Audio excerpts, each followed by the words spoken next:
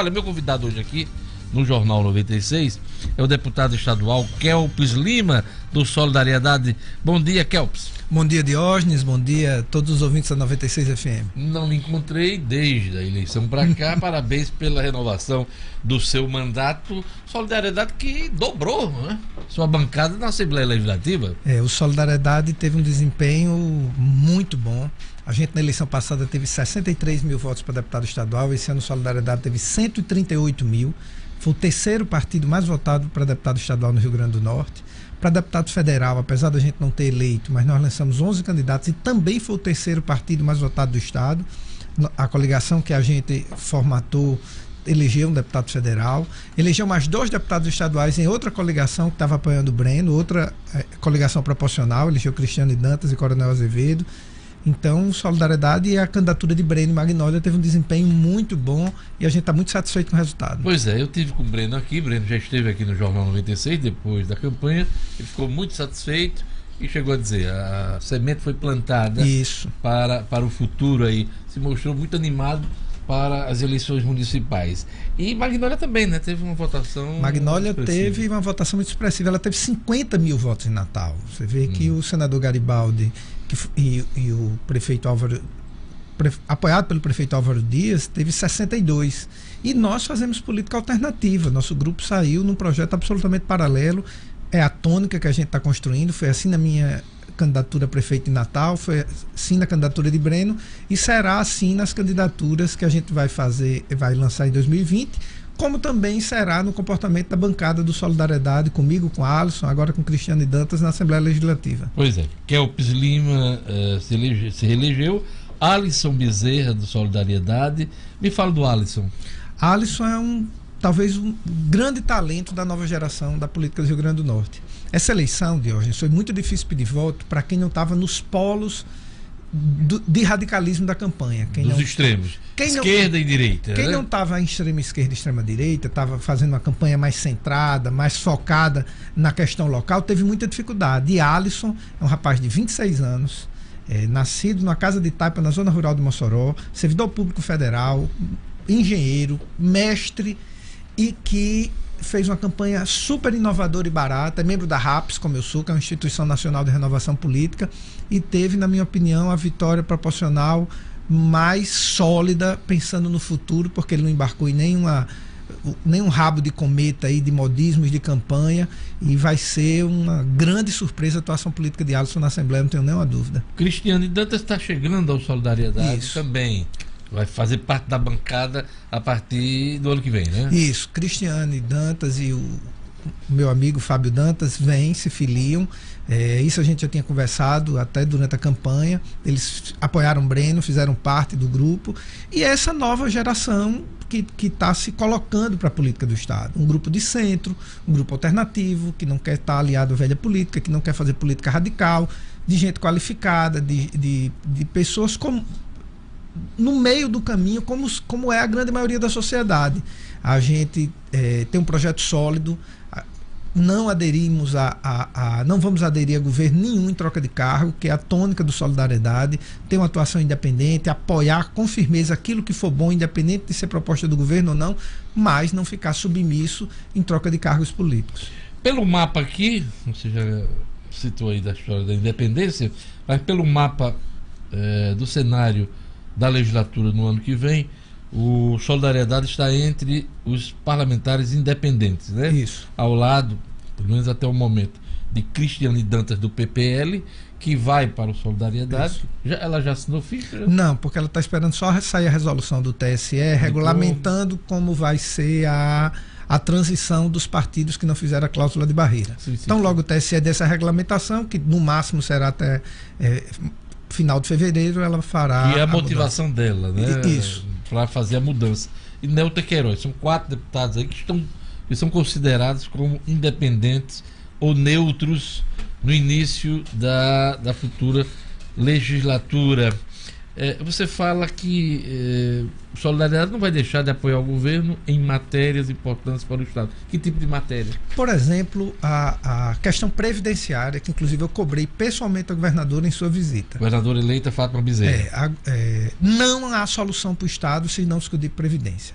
todos os demais problemas diante da Previdência se tornam secundários.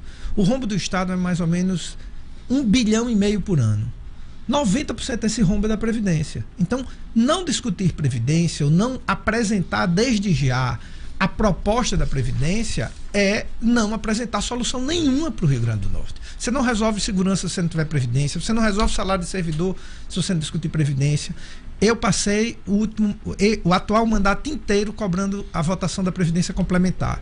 Conseguimos votar, o governador não implementou. Perguntei direta e objetivamente à governadora se ela vai implantar, ela disse que não sabe responder por enquanto. Então, isso é um motivo de preocupação. Não é uma discussão simples, é uma discussão desgastante, que o Solidariedade topa fazer, porque é importante para o Estado, porque é importante para o servidor, é importante para o cidadão que não é servidor também. Então, esse bode tem que botar na sala e a gente tem que discutir. Eu cobrei da governadora, a gente tem algumas sugestões para fazer nesse sentido, independente de serem desgastantes ou não, porque não passou a campanha e está na hora de cada um colocar suas posições. Além do problema previdenciário, Kelps, qual será o grande desafio de Fátima Bezerra no início da gestão, na sua opinião? Acho que serão dois. O maior é a Previdência, não tenho nenhuma dúvida, mas ela tem dois. A questão ideológica. A governadora não pode colocar as suas diferenças nacionais como presidente como ponto crucial da relação do Estado com a União. Mas ela tem dito que vai tentar manter o diálogo, o respeito ao cargo do presidente eleito Jair Bolsonaro e também, claro, vai exigir respeito ao cargo que ela vai ocupar também e abrir os canais de comunicação. E é isso que a gente espera. Essa é uma preocupação que eu tenho, que já externei publicamente, para que esses embates ideológicos, esse extremismo na questão nacional, ele não contamine o Rio Grande do Norte. Você acha que vai a gestão contaminar? do Rio Grande do Norte. Eu tenho preocupação. Se você perguntar a governadora Fátima Bezerra, como eu perguntei qual é a proposta dela da Previdência, ela não vai dizer. Mas se você perguntar de Lula e Bolsonaro, ela fala 2 horas. Ela não fala 30 segundos da Previdência do Estado, mas ela fala 2 horas dos problemas nacionais. De Sérgio Moro, de Lula, de Bolsonaro. Mas não é uma cautela, até por conta do momento de transição Eu discordo, Diógenes. Eu discordo pelo seguinte: Fátima ganhou para governo, uma vitória sensacional, ela é uma mulher de uma história fantástica, ela já tinha que ter na ponta da língua a proposta para a Previdência. E foi candidata a governadora sem saber o que ia fazer? Se você sentar aqui com o Breno e perguntar o que é que ele ia fazer na Previdência se ele ganhasse, ele diria. Mesmo as notícias ruins, mesmo as medidas desgastantes. Isso é algo que me preocupa muito, porque é o mais grave problema. A outra questão é que ela não loteie politicamente o governo. Que ela não deixe a politicagem que sempre contaminou os governos, a gestão de Robson, a gestão de Rosalba, todas as anteriores, não contamine. Nesse ponto aí, a coligação dela foi formada PT, PCdoB, que é do vice Antenor, e o PHS da deputada federal Zenaide Maia, agora senadora eleita. Então o núcleo dos partidos foi esse. No segundo turno, esse leque de apoios aumentou, inclusive incluindo até PSDB. Você acha que o que vai prevalecer numa escolha do secretariado é exatamente esse cenário segundo turno dos partidos? Eu como não estou participando disso, não sei. As conversas de bastidores é que já há negociação de secretaria em troca de apoio político. A formação de grupo político é importante, mas você fazer com que essa formação se transforme numa grande gestão e não o uso da máquina para politicagem, que é a tônica do Rio Grande do Norte, é que é o desafio da governadora nesse novo momento. Eu fui candidato a prefeito de Natal, Diógenes, e eu anunciei o secretariado antes da eleição, para evitar esse tipo de coisa. Foi criticado por conta disso, de engessar sua futura eventual gestão. Mas em compensação, Robson distribuiu 7 secretarias para partido para formar o governo agora. Vai entregar o Estado na pior situação fiscal da história do Rio Grande do Norte.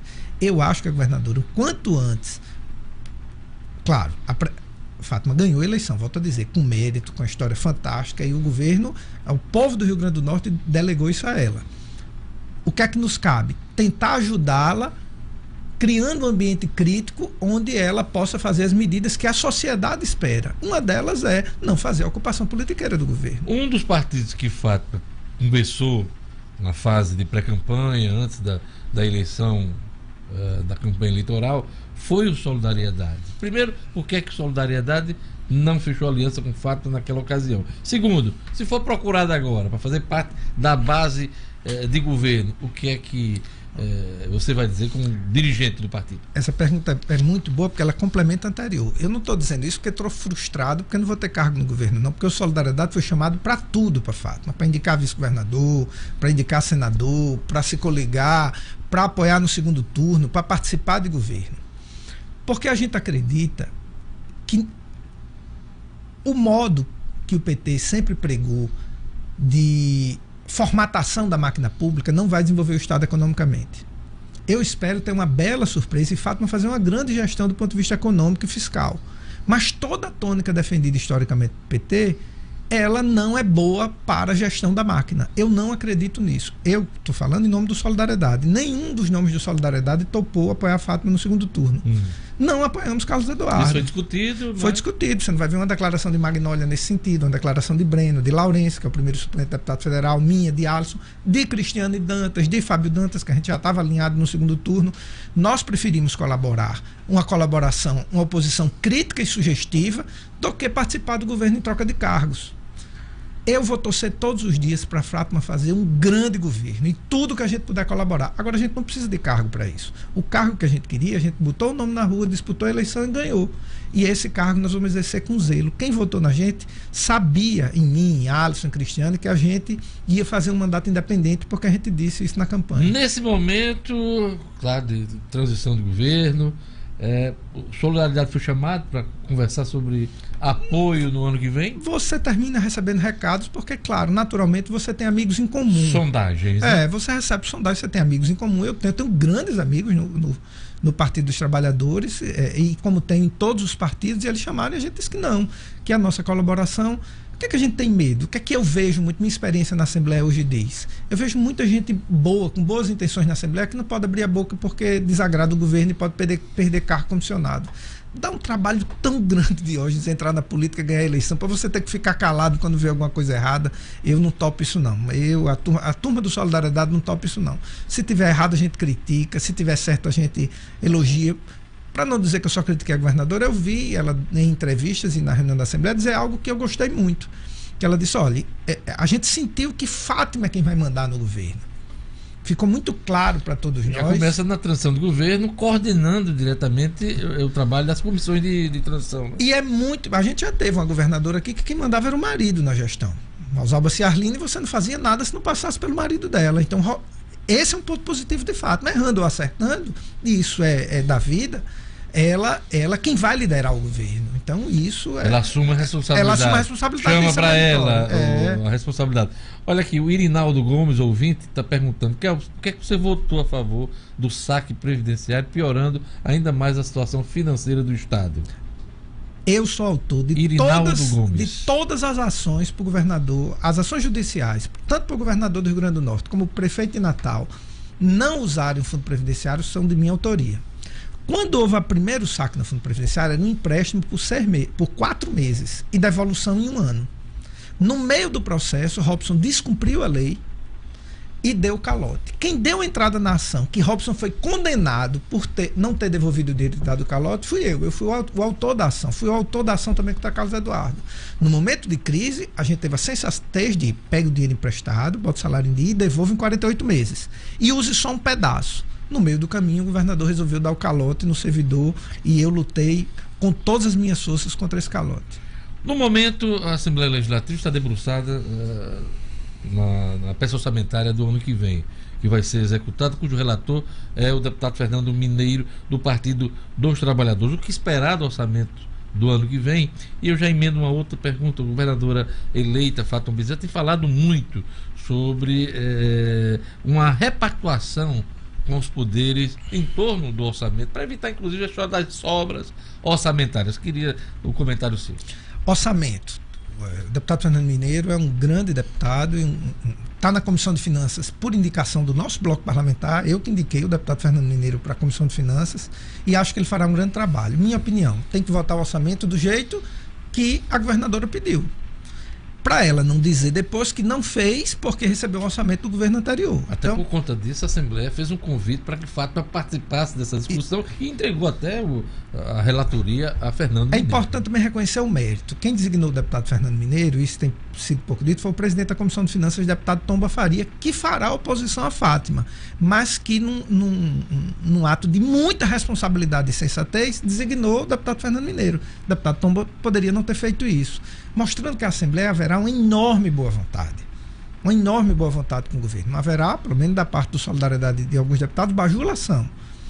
Então, eu acho que tem que aprovar o orçamento do jeito que a governadora pedir, porque ela já vai ter tantas dificuldades e aquilo que a Assembleia puder facilitar é um ganho muito grande. A primeira coisa é o orçamento. O que mais que a Assembleia pode contribuir para facilitar o início de gestão de Fátima Bezerra? Eu acho que tem muitas medidas lá ainda a serem votadas. Você falou da repactuação do orçamento. Poderes. Eu sou favorável. Eu fui autor de projetos, junto com o deputado Fernando Mineiro, de devolução das obras. Então eu sou favorável a isso, eu sou favorável à repactuação. Acho que ninguém vai sobreviver no final se todos os poderes não salvarem o poder executivo.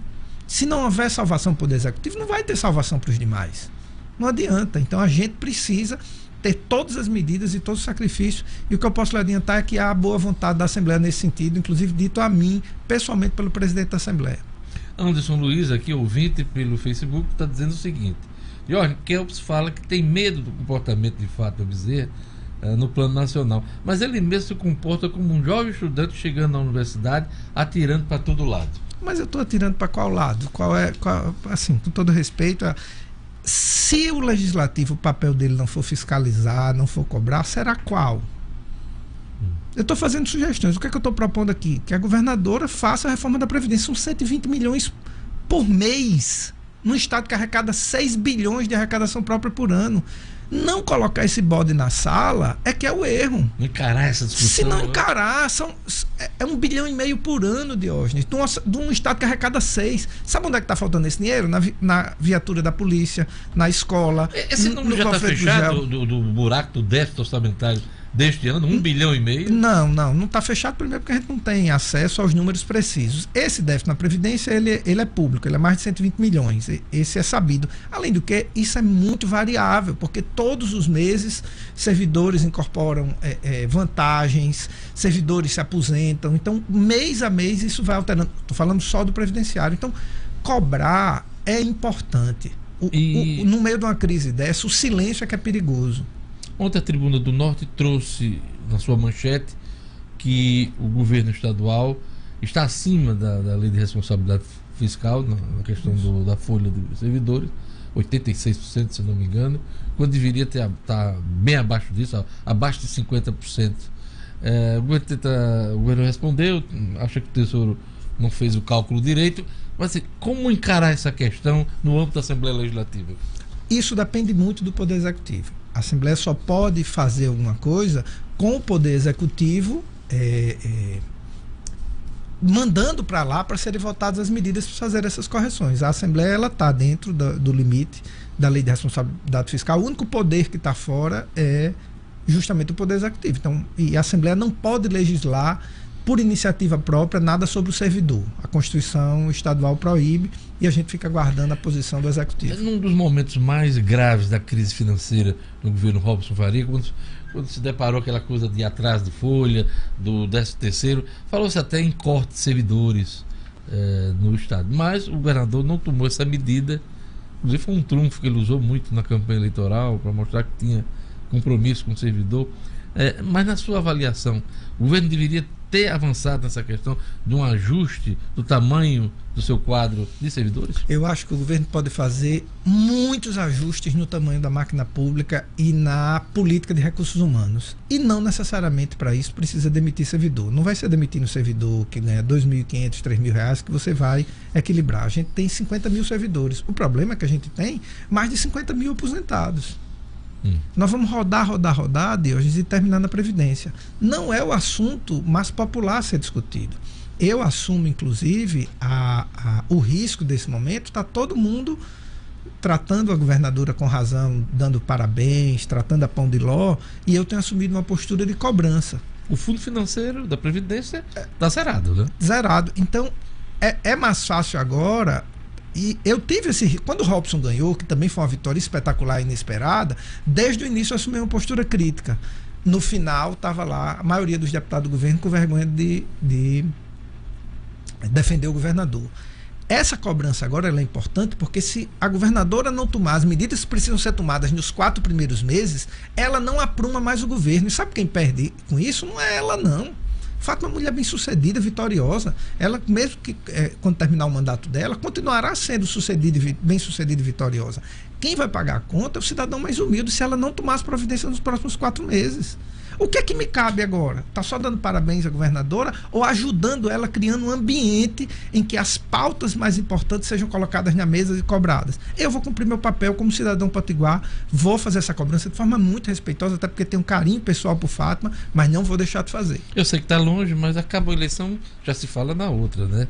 Eleição municipal, Kelps Lima vai disputar a Prefeitura de Natal ou está muito cedo para se falar isso? Não, a gente já vai começar a organizar o partido em todo o estado, nós vamos lançar candidato a prefeito nas principais cidades, a gente quer lançar Fernando Antônio em Caicó, Alisson em Mossoró, o Laurence Amorim, eu pretendo ser candidato a prefeito de Natal.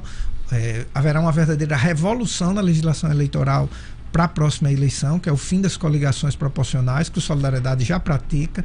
Então, eu quero apresentar um projeto moderno para Natal, um projeto responsável, com a experiência que a gente já tem, né, a gente procurou estudar a cidade, estudar academicamente, fui fazer pós-graduação em gestão pública, mestrado em políticas públicas. Acho que dá para fazer um projeto muito legal, muito moderno e muito responsável para Natal.